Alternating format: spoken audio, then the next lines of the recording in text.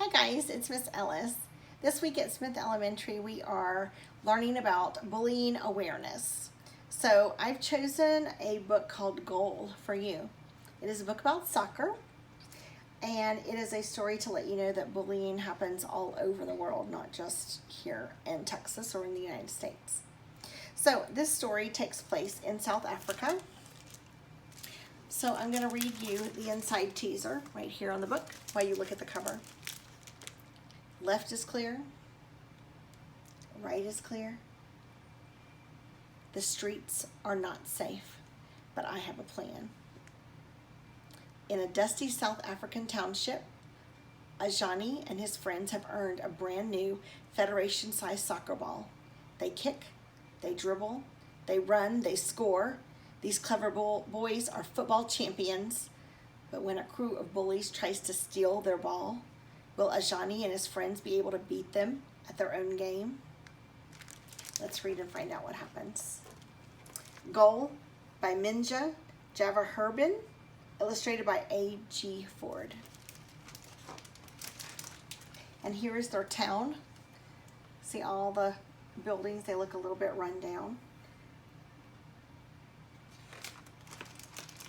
There's their town and their buildings.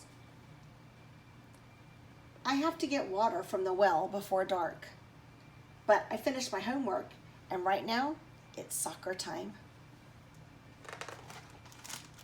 Jamal, Hassan, Mugabani, Kido, Badu! I call for my friends. No one runs out to play. The streets are not always safe. Left is clear. Right is clear. I reach into one bucket and I lift out my prize for being the best reader in the class. I am the proud owner of a new Federation-size football. Kido comes out of his house and I kick the ball to him. Ajani, he calls. No more old plastic balls, Jamal says. Can you see this ball right over here? That's what they were using. He kicks his old ball to the side, sending a flip-flop into the air. Mugabani, Hassan, and Badu come out. We pass the shiny leather ball in a circle. We are real champions now, playing with a real ball. With my buckets, I set up the goal. Left is clear. Right is clear. What do you think they're looking for? The streets are not safe, but I have a plan. We will take turns guarding for bullies. I pick Kido and Jamal for my team. Hassan picks Mugabani and Badu. We draw sticks. Badu gets the shortest one. He is the first to stand guard on top of the roof. So he has to go up to the top of the roof and then watch out and see if the bullies are coming from down the side of the street.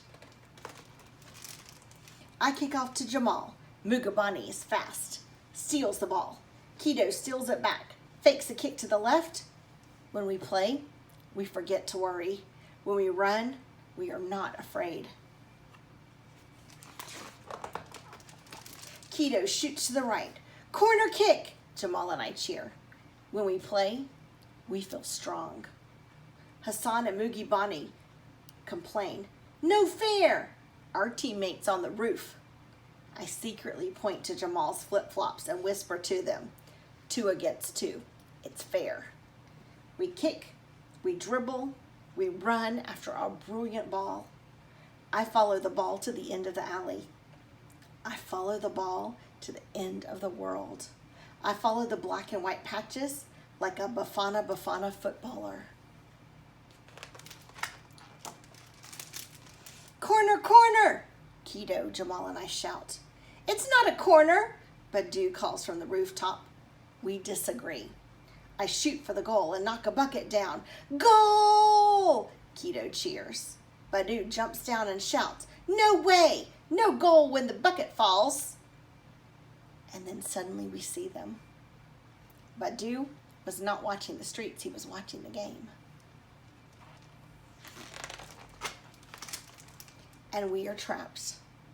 Quickly, I stand in front of the ball and I give it a swift reverse kick straight into the bucket. Hassan tilts the bucket back down, hiding the ball. "What do we have here?" the tall boy asks. "We're just playing football," I say. "Just football?" he says, and he walks to me. I do not breathe, and I nod yes. "Is this your ball?" See, he picked up the blue one that they had before. He pushes me aside and sets our old ball on top of the bucket. "Say goodbye to your ball then," he says, and he laughs. I panic. If he kicks the ball, the bucket will tip over and find the ball underneath it. Jamal covers his face with his hands, and the tall guy snatches the ball. The bucket wobbles, and my heart sinks. But in slow motion, the bucket stops moving. The tall guy fastens the plastic ball onto his bicycle, and Jamal pretends to cry. We follow his lead. "Cry babies," the tall boy says. "No playing soccer here or you'll be sorry." "Chickens," says another. They laugh at us. Then they get on their rickety bikes and they leave, and we wait for them to get far away. Jamal climbs up onto the rooftop. "Do over," he calls, holding our Federation-sized ball over his head like it's the World Cup, and we've all won. Right is clear, left is clear. Badu wants to guard again. He promises not to jump down this time. I kick off to Keto. Mukabani steals the ball. Keto steals it back, shoots. Hassan blocks with his chest and bumps the ball in the air. I get in with a head to Keto. Keto shoots to Jamal. Mukabani has the ball. He passes to Hassan. Hassan runs. I steal from Hassan, and whoosh, like the wind glued to the ball, I dribble past him, and goal! Left is clear. Right is clear. Down the alley, as far as we can see, it's clear. The streets are not safe here, but we have a plan. When we play, the sound of our kicks on the ball is music. When we play together, we are unbeatable. All right, now I want to read you the author's note. He's got just a couple of paragraphs, so hold tight for me. This is from the author. The game of soccer, called football in most nations outside the United States and Canada, has been around for thousands of years. During the Middle Ages, kings and rulers banned soccer because they wanted men to go to war instead of gathering together to play. The punishment for playing soccer was death. To this day, in the face of poverty, bully rulers, and unsafe alleys, people play soccer. Through war, revolution, and hardship, people play soccer. In South Africa, East Asia, North America, the West Indies, and in all corners of the world, people play soccer. Soccer bonds. Soccer makes both young and old feel that they belong, that they matter, and that they can win. In South Africa, the people affectionately call their national football team Bafana Bafana, the boys. Here in this alley, we join a group of friends as they embrace the spirit of soccer. They play to stay connected. They play to stay children. And they play to stay human. But mostly, they play to play. I hope you enjoyed our story today. I'll see you next time.